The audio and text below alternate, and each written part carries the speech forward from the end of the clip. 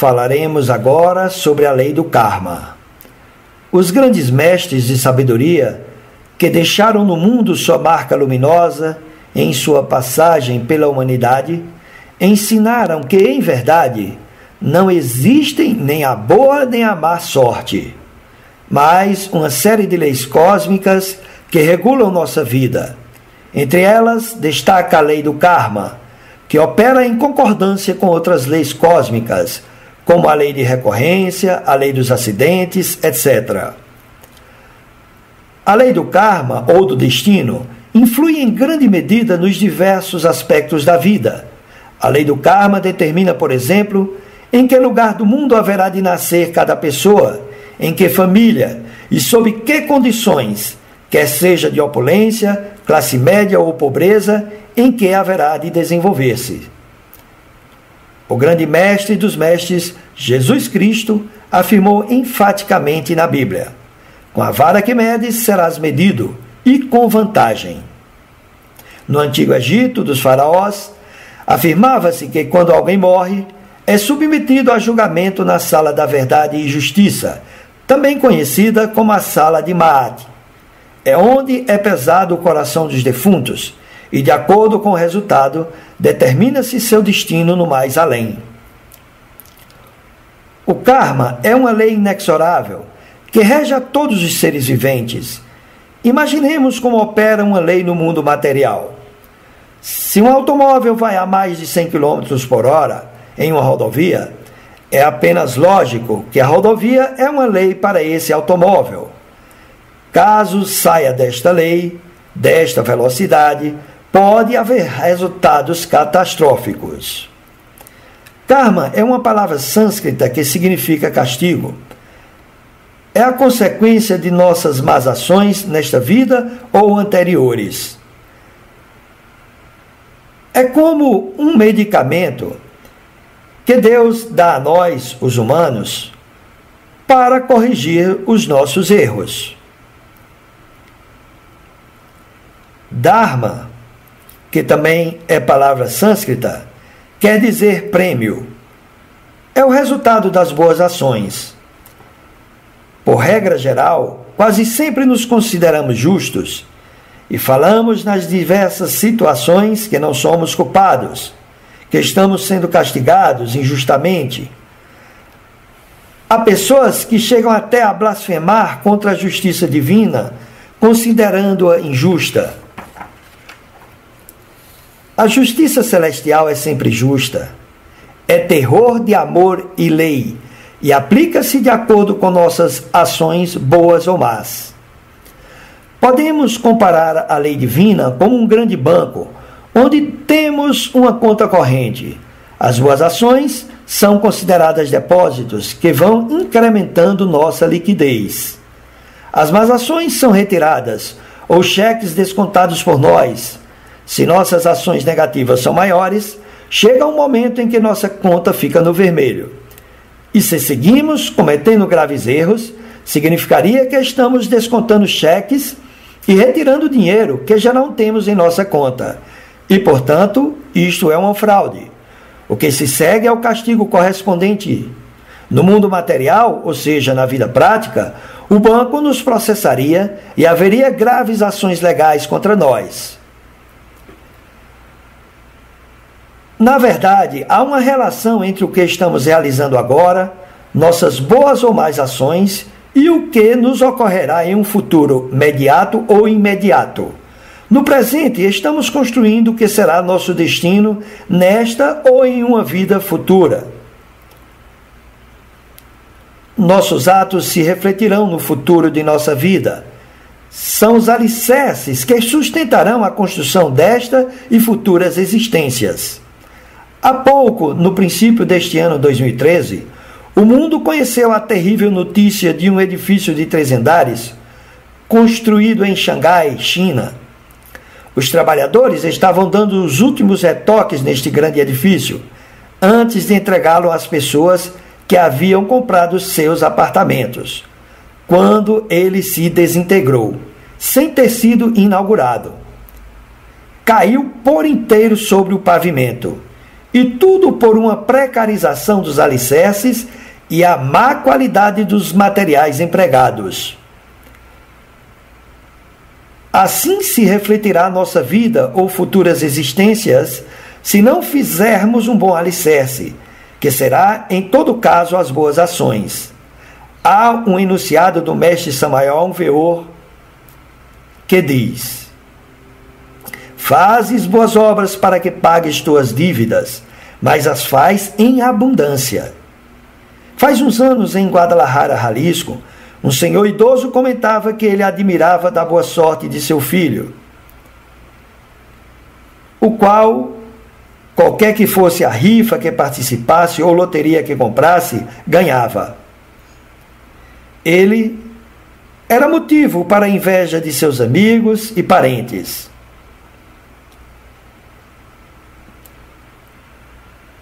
Este cavalheiro perguntou a seu filho: qual era o seu segredo? Seu filho lhe pediu que o acompanhasse durante alguns dias e observasse. O cavalheiro me disse que viu como seu filho, naqueles dias, recebeu uma boa compensação na empresa em que trabalhava, uma boa remuneração financeira, e lhe pediu que o acompanhasse ao supermercado, comprando alguns mantimentos. Imagino que mais ou menos 1% do que ganhou. A seguir foi em seu carro a um bairro muito pobre e repartiu estes mantimentos entre as pessoas necessitadas, ou seja, fazia muitas boas obras de caridade. O pai começou a praticar boas obras. Disse que uma das primeiras foi a que estava em um quiosque desses que ficam na rua e viu que passava uma senhora muito pobre com 4 crianças. E as crianças ficaram vendo, desejando ainda que fossem umas sobras. O senhor chamou a uma delas e lhe perguntou se queria um lanche. E esta criança, sorridente, disse que sim. O cavalheiro ofereceu uma rodada de lanches para a senhora e para cada uma das crianças. E o dono do quiosque disse: isto é algo extraordinário. Eu lhes presentei o suco. O citado senhor disse que começou a fazer boas obras e notou que sua sorte começou a melhorar. E me disse: este é o segredo. Há pessoas que chegam a comprar um bilhete de loteria e sempre repetem que estão muito azaradas, que nunca ganham, que jogam por jogar. E eu lhes digo: não percam seu dinheiro, melhor não jogar. Se tu queres ganhar, se tu queres melhorar tua sorte, faz boas obras. O destino de cada pessoa é produto de suas ações, boas ou más. Deus não tem preferidos, e o prêmio ou a abundância e boa saúde com que premia a algumas pessoas é, por lógica, o resultado de suas boas obras. Igualmente, uma grande quantidade de pessoas queixa-se da má sorte, de que se dão mal, que sua saúde piora cada dia, e chegam a blasfemar contra a divindade, questionando por que a outros dá em abundância e a eles lhes dá sofrimento, dor, amargura. E quando lhe é explicado como funciona a lei do karma, em geral dizem: é que sou muito pobre e não posso fazer boas obras, que façam caridade os ricos, que eles têm dinheiro, eu não. As circunstâncias que se refletem em nossa vida atual já são, de certa forma, inevitáveis, pois são a consequência do que fizemos no passado. É como lançar um bumerangue que se afasta e regressa a seu ponto de partida. Assim que o bom ou mal que realizemos agora vai influir em nossa vida futura. A lei do karma aplica-se a todos os seres viventes e é produto de suas ações. Vejamos que existem 3 tipos de karma ou dharma, os quais são karma mundial, karma coletivo e karma individual. O karma mundial aplica-se ao universo, a um planeta, exemplo a Terra, e aplica-se por meio de epidemias, desastres nucleares, como o de Chernobyl, guerras como as 2 guerras mundiais que devastaram o nosso mundo, ou por crises econômicas e por desastres ambientais, etc. O karma coletivo aplica-se a um país, a uma comunidade, a uma região, e é o resultado das obras de seus habitantes. Aplica-se por secas, inundações, furacões, crises financeiras, enfermidades, acidentes de ônibus ou de aviação, etc. Quantas vezes uma pessoa vai viajar de avião e por algum motivo não chega a tempo e perde o avião? Geralmente protesta contra Deus porque não pôde realizar a tão desejada viagem. Depois se dá conta da notícia de que o avião em que ia viajar acidentou-se e morreram todos seus ocupantes. E então diz: obrigado, meu Deus, porque tiveste misericórdia de mim. Na realidade, essa pessoa não devia morrer neste acidente. Portanto, a lei divina o afastou, o impediu de viajar neste voo no qual iam morrer seus ocupantes. O karma individual aplica-se a toda pessoa de acordo com suas obras e se leva em conta os seguintes aspectos: o peso, a medida e o número. O peso são as boas ou más obras. A medida são os valores de consciência. E o número é 108, que equivale às 108 vidas que são atribuídas aos seres humanos em cada ciclo. Recordo que faz mais ou menos 13 ou 14 anos, víamos na televisão as notícias e falavam de os pecuaristas em Hermosílio em protesto porque o governo não lhes autorizava o aumento de preço de leite, lançaram enormes quantidades de leite no esgoto. Pelas ruas se via na televisão, corria o leite, como quando chove, e descia pelos esgotos. Havendo tantas pessoas necessitadas que não têm nem sequer para um copo de leite, ou meio litro de leite, e estes senhores lançavam o leite no esgoto. Comentei com minha esposa: que horrível espetáculo! Quanto tempo e trabalho da Mãe Natureza para criar essa enorme quantidade de leite, e o que vem é uma grande seca que vão dar-se a lamentar.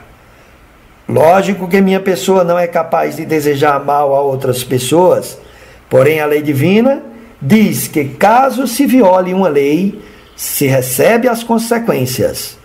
Poucos meses depois se desatou uma seca que foi a causa da morte de grande quantidade de cabeças de gado. Uma grande perda para aqueles pecuaristas que injustamente cometeram este erro.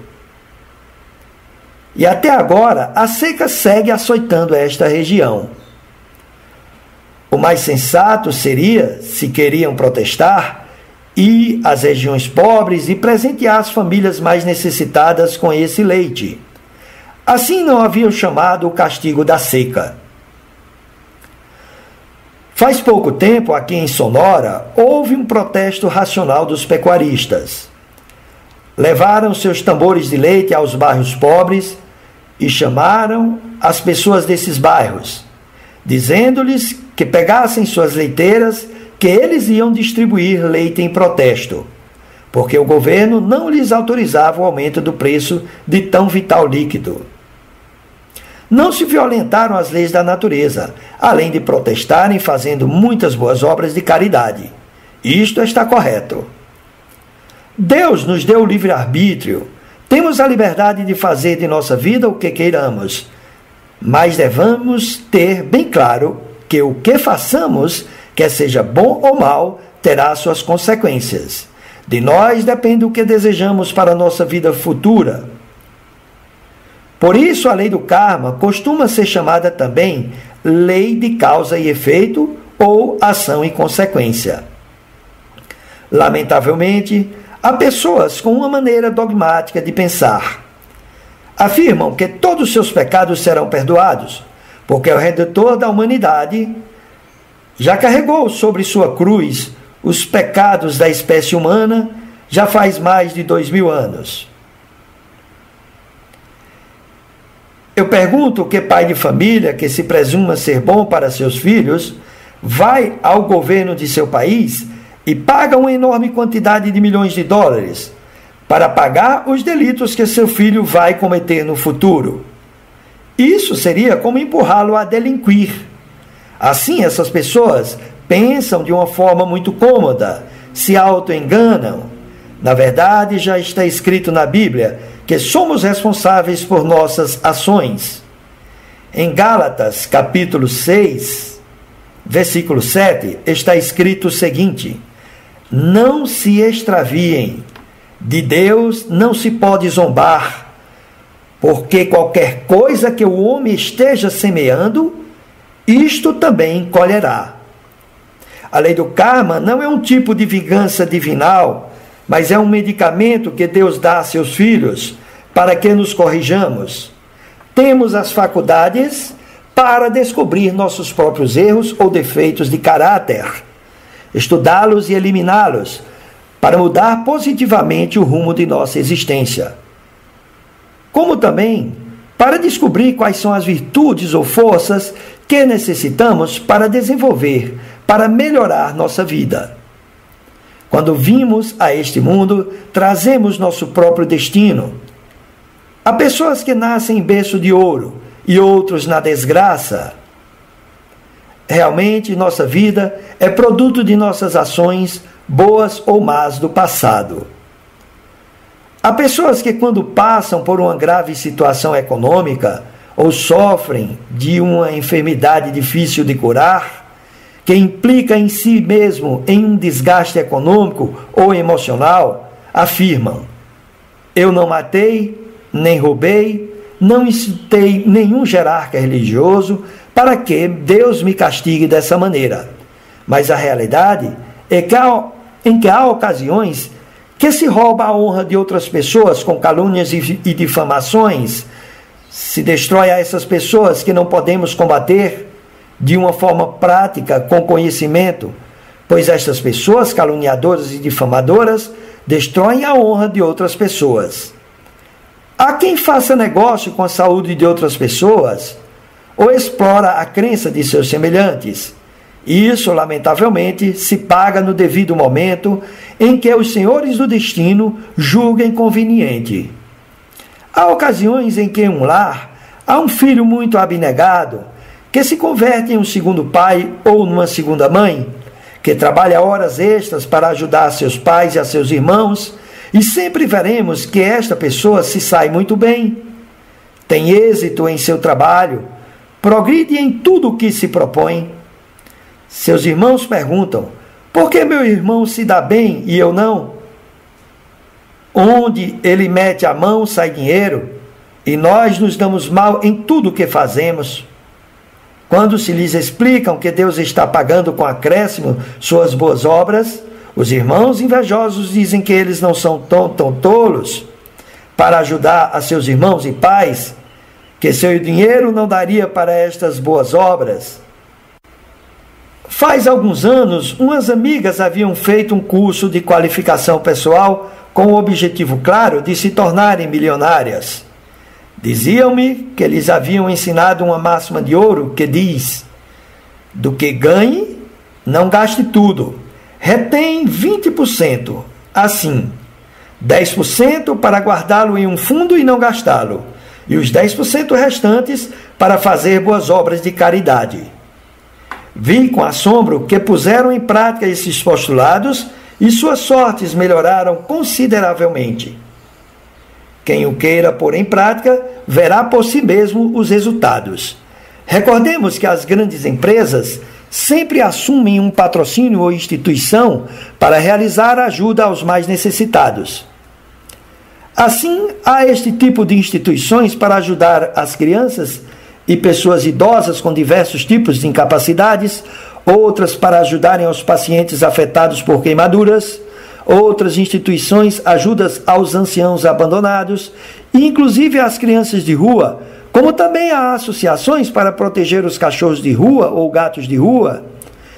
Também se vê, felizmente, pessoas que se juntam para fazer um refeitório para aquelas pessoas pobres ou desvalidas que não têm o que comer.